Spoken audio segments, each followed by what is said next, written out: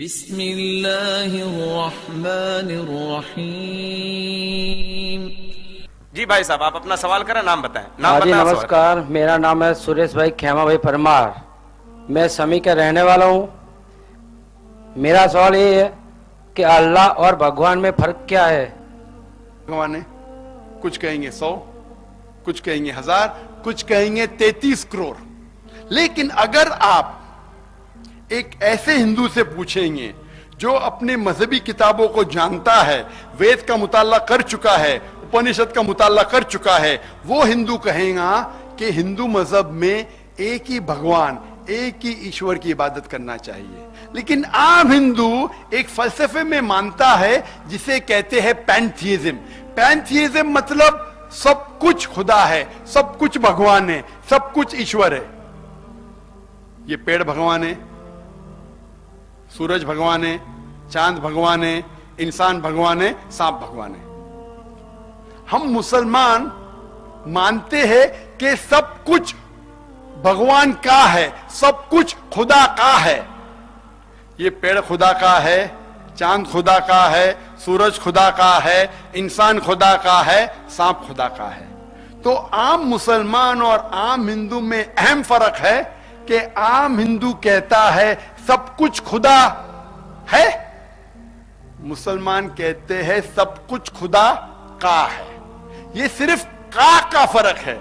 अगर इस का के फर्क को मिटा दे तो हम हिंदू और मुस्लिम एक हो जाएंगे। ये कैसा होना चाहिए? अल्लाह ताला फरमाते हैं सूरह अल इमरान में, सूरह नंबर 3 आयत नंबर 64 में, तालू इला कलिमतिन सवाइम बैना बैनकुम, कि आओ हम उस बात की तरफ जो आप और हम में यकसा है। सबसे पहली बात अल्लाह नाबुद इल्लल्लाह, कि हम सिर्फ एक ईश्वर, एक भगवान, एक खुदा, एक अल्लाह की इबादत करें। तो जब हम हिंदू मजहबी किताबों का मुताला करते हैं कि हिंदू मजहब में भगवान किसे कहते, ईश्वर किसे कहते, खुदा किसे कहते, तो जब हम पढ़ते हैं छंदोग्य उपनिषद सेक्शन नंबर 6 अध्याय नंबर 2 श्लोका नंबर 1, उसमें लिखा है एकम एविदित्यम। ये संस्कृत श्लोक है जिसके मानी है भगवान एक है, दूसरा नहीं है, ईश्वर एक है, दूसरा नहीं है। लिखा है श्वेताश्वेतर उपनिषद में अध्याय नंबर 6 श्लोका नंबर 9, नाचस्य कसिज जनिता न चदीपा। ये संस्कृत कोटेशन है जिसके मानी है उस भगवान, उस ईश्वर के कोई वालदेन नहीं, उस ईश्वर का कोई रब नहीं, उस ईश्वर, उस भगवान का कोई वालिद नहीं, कोई वालदा नहीं, कोई रब नहीं। लिखा है श्वेताश्वेतर उपनिषद में अध्याय नंबर 4 श्लोका नंबर 19, न तस्य प्रतिमा अस्ति। उस भगवान, उस ईश्वर की कोई प्रतिमा नहीं। प्रतिमा एक संस्कृत लफ्ज है जिसके मानी अक्स, तस्वीर, फोटोग्राफ, पेंटिंग, पिक्चर, बुत, स्कल्पचर, स्टैच्यू। लिखा है श्वेताश्वेतर उपनिषद में अध्याय नंबर 4 श्लोका नंबर 19 में, न तस्य प्रतिमा अस्ति। उस ईश्वर, उस भगवान की कोई प्रतिमा नहीं, कोई फोटोग्राफ नहीं, कोई पेंटिंग नहीं, कोई पिक्चर नहीं, कोई बुत नहीं, कोई स्टैच्यू नहीं, कोई स्कल्पचर नहीं। और सबसे ऊंची किताब हिंदू मजहब में है वेद, और सबसे ज्यादा पढ़ी जाने वाली किताब हिंदू मजहब में भगवत गीता। भगवत गीता में लिखा है अध्याय नंबर 7 श्लोका नंबर 20 और 21 में कि जो वो इंसान जो पैसे के पीछे भागता है वो गलत भगवान, गलत ईश्वर, गलत खुदा की इबादत करता है। वेद जो सबसे ऊंची मानी जाने वाली किताब है, लिखा है यजुर्वेद में अध्याय नंबर 32 श्लोका नंबर 3 में, न तस्य प्रतिमा अस्ति।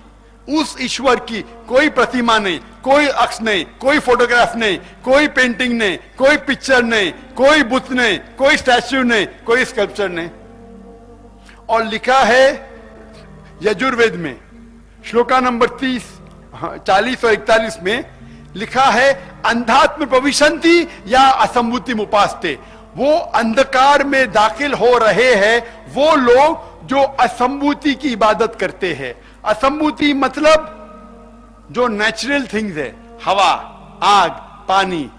यजुर्वेद में लिखा है कि जो नेचुरल थिंग की इबादत करते हैं, हवा, पानी, आग, वो अंधकार में दाखिल हो रहे हैं। और आगे लिखा है वो और घोर अंधकार में दाखिल हो रहे हैं वो लोग जो संभूति की इबादत करते हैं। संभूति मतलब बनाई हुई चीजें, टेबल, चेयर, बुत एटसेट्रा। कौन कह रहा है? लिखा है यजुर्वेद में। और वेद में सबसे ऊंची किताब है ऋग्वेद। ऋग्वेद में लिखा है वॉल्यूम नंबर 1, वॉल्यूम नंबर 1 में श्लोका नंबर 64 में, अध्याय नंबर 64 में, श्लोका नंबर 46 में, 46 में, एकम सत विप्र बहुधा विदांते। मैं संस्कृत में बोल रहा हूं तो ये नहीं कहे कोई का जाकिर फेंक रहा है। एकम सत विप्र बहुधा विदांते। सच एक है, खुदा एक है, भगवान एक है, ईश्वर एक है। और जो संत लोग हैं ईश्वर को कई नामों से पुकारते हैं। आप कई नामों से पुकार सकते हैं लेकिन ईश्वर एक है। और लिखा है ऋग्वेद में वॉल्यूम नंबर 6 अध्याय नंबर 46 श्लोका नंबर 16, या एक पूछती ही कि भगवान एक ही है, ईश्वर एक ही है, उसी की इबादत करो। और ब्रह्मा सूत्र हिंदुइज्म का है एकम ब्रह्म द्योत्या नास्ते नैना नास्ते किंचन। भगवान एक है, दूसरा नहीं है, नहीं है, नहीं है, जरा भी नहीं है। ये हिंदुइज्म की बुनियादी बात है, ब्रह्मा सूत्रा कहते हैं।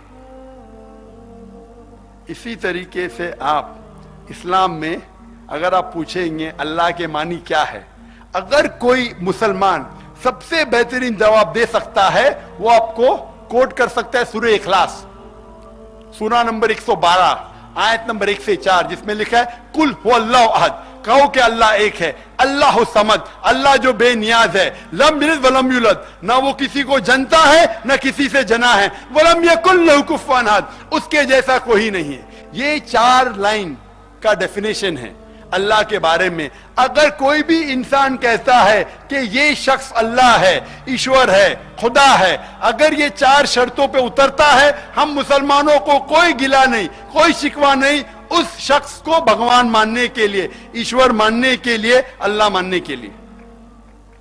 4 शर्त है। कुल वल्लाहु, कहो कि अल्लाह एक है, अल्लाह समद, अल्लाह जो बेनियाज है, लम यलिद वलम यूलद, ना वो किसी को जनता है ना किसी से जना है, वलम यकुल लहू कुफुवन अहद, उसके जैसा कोई नहीं है। हिंदुस्तान में कई हिंदुस्तानी कहते हैं कि भगवान रशनिश खुदा है, भगवान है, ईश्वर है। एक सवाल जवाब के दौरान एक हिंदू भाई ने पूछा कि हम हिंदू नहीं मानते भगवान रजनीश खुदा है। मैंने कभी भी नहीं कहा कि हिंदू मानते भगवान रजनीश खुदा है। मैं हिंदू मत की किताब पढ़ चुका हूं, कहीं भी नहीं लिखा है कि भगवान रजनीश खुदा है। मैंने कहा कई हिंदुस्तानी, कई इंसान जो गैर हिंदुस्तानी भी है वो मानते हैं कि भगवान रजनीश खुदा है। हम इस भगवान रजनीश को अभी सूरह इखलास के जरिए परखेंगे। सबसे पहली शर्त कुल हुवल्लाहु अहद, कहो कि अल्लाह एक है। क्या भगवान रजनीश एक है? कई इंसानों ने कहा कि वो भगवान है, और खुसूसन इस देश हिंदुस्तान में हजारों ने कहा कि मैं भगवान हूं, मैं ईश्वर हूं। भगवान रजनीश एक नहीं है। दूसरी शर्त कुल हुवल्लाहु अहद, अल्लाहु समद, अल्लाह जो बेनियाज है। हम जानते जब भगवान रजनीश की आत्मकथा पढ़ेंगे, भगवान रजनीश लिखते हैं कि मुझे डायबिटीज था, मुझे अस्थमा था, मुझे रीढ़ की हड्डी की बीमारी थी। आप सोच सकते भगवान को, ईश्वर को डायबिटीज है, अस्थमा है, रीढ़ की हड्डी की बीमारी है, हो सकता है? लम यलिद वलम यूलद, ना वो किसी को जनता है ना किसी से जना है। हम जानते हैं कि भगवान रजनीश मध्य प्रदेश में पैदा हुए थे और उनके वालिदैन थे। वो सन 1981 में जाते हैं अमेरिका, और एक स्टेट, एक इलाका है जिसे कहते हैं ओरेगॉन, अपना सेंटर शुरू करते जिसे कहते हैं रजनीशपुरम, और वो हजारों अमेरिकन को बेवकूफ बनाते हैं। फिर अमेरिकन गवर्नमेंट उसे अरेस्ट करती है और उसे जेल में डालती है। भगवान रजनीश कहते हैं कि अमेरिकन गवर्नमेंट ने मुझे स्लो पॉइजनिंग दिया। आप सोच सकते हैं भगवान को कोई स्लो पॉइजनिंग दे रहा है? और फिर अमेरिकन गवर्नमेंट उसे निकाल देती है। सन 1985 में वापस आते, महाराष्ट्र में पूना में फिर से जाते, अपने सेंटर को फिर से कायम कहते हैं, जिसे कहा गया है आज की तारीख में ओशो कम्यून। और जब आप ओशो कम्यून में जाएंगे तो उनके समाधि पे लिखा है, भगवान रजनीश, ओशो न कभी पैदा हुआ न कभी मरा, लेकिन इस धरती पे सैर करने के लिए आया, घूमने के लिए आया, घूमने के लिए आया। 11 दिसंबर सन 1931 से लेके 19 जनवरी को 1990 तक ओशो, भगवान रजनीश न पैदा हुआ न मरा, धरती पे दुनिया में सैर करने के लिए आया, घूमने के लिए आया। 11 दिसंबर 1930 से लेके 19 जनवरी 1991 1991 तक। उसमें यह नहीं लिखा था कि रजनीश को 21 ममालिक की वीजा नहीं मिली थी। आप सोच सकते ईश्वर भगवान आ रहा है धरती की सैर करने के लिए, उसको चाहिए वीजा। और आर्क बिशप ऑफ ग्रीस ने कहा, अगर आप रजनीश को इस शहर से नहीं निकालेंगे, हम उसके घर और उसके जितने डिसाइपल के घर को जला देंगे। और ये आखिरी शर्त, वलम यकुल लहु कुफुवन अहद, उसके जैसा कोई नहीं है। अगर आप भगवान, ईश्वर, खुदा, अल्लाह को मुकाबला किसी से कर सके तो वो अल्लाह ही नहीं, वो भगवान ही नहीं, वो ईश्वर ही नहीं, वो खुदा ही नहीं। वलम यकुल लहु कुफुवन अहद। हम जानते हैं कि भगवान रजनीश, उसके 2 आंख थे आम इंसान जैसे, 1 नाक 1 मुंह 2 हाथ, उसकी दाढ़ी थी। अगर आप खुदा का मुकाबला किसी से कर सके, अगर उसे किसी से कंपेयर कर सके, तो वो खुदा ही नहीं। वलम यकुल लहु कुफुवन अहद। अगर कोई शख्स कहता है कि खुदा 1000 गुना आर्नल्ड श्वार्ज़नेगर से ताकतवर है, आर्नल्ड श्वार्ज़नेगर का नाम सुना है? इसे कहा गया कि दुनिया में सबसे ताकतवर इंसान, यूनिवर्स में, कायनात में सबसे ताकतवर इंसान। अगर आप भगवान खुदा को किसी का मुकाबला कर सके, किसी से कंपेयर कर सके, चाहे वो आर्नल्ड श्वार्ज़नेगर हो, दारा सिंह हो, किंग कॉन्ग हो, चाहे 1000 गुना हो या लाख गुना हो या करोड़ गुना हो, वलम यकुल लहु कुफुवन अहद, उसके जैसा कोई नहीं, वो खुदा हो ही नहीं सकता। तो जब हम मुताला करते हैं हिंदू मजहब की किताबों का और कुरान का, तो पता लगता है जो डेफिनेशन है ईश्वर का, खुदा का, अल्लाह का, कुरान और वेद में हूबहू वही है। ये बाकी लोग ने दूसरी नीचे वाली किताब का हवाला देके अपने आप हिंदुइज्म में गलत फहमियां फैलाई। और इसके बारे में मेरा डिबेट भी हो चुका है श्री श्री रविशंकर। आप जानते हैं श्री श्री रविशंकर? जानते? हिंदुस्तान में सबसे मशहूर जो हिंदुइज्म का प्रचार करते हैं वो और रामदेव बाबा। मेरा बेंगलोर में उसके साथ एक डायलॉग हुआ था, उसमें साफ मैंने कहा, यही श्लोक पेश किए। कोई भी पंडित अभी मुझे ये नहीं आके कहे जाकिर भाई आपका तर्जुमा गलत है। हमारे मुंबई शहर में इस्लामिक रिसर्च फाउंडेशन में कई तर्जुमे हैं वेद के, भगवत गीता के 30 से ज्यादा, रामायण के, महाभारत के, उपनिषद के। मुताला होता है हिंदू मजहबी किताबों के बारे में, ईसाईयत की किताबों के बारे में, और जो यकसानियत है उसे पेश करते। हिंदुइज्म और इस्लाम में इख्तिलाफ भी है, हम इख्तिलाफ की बात नहीं करते, हम यकसानियत की बात करते हैं।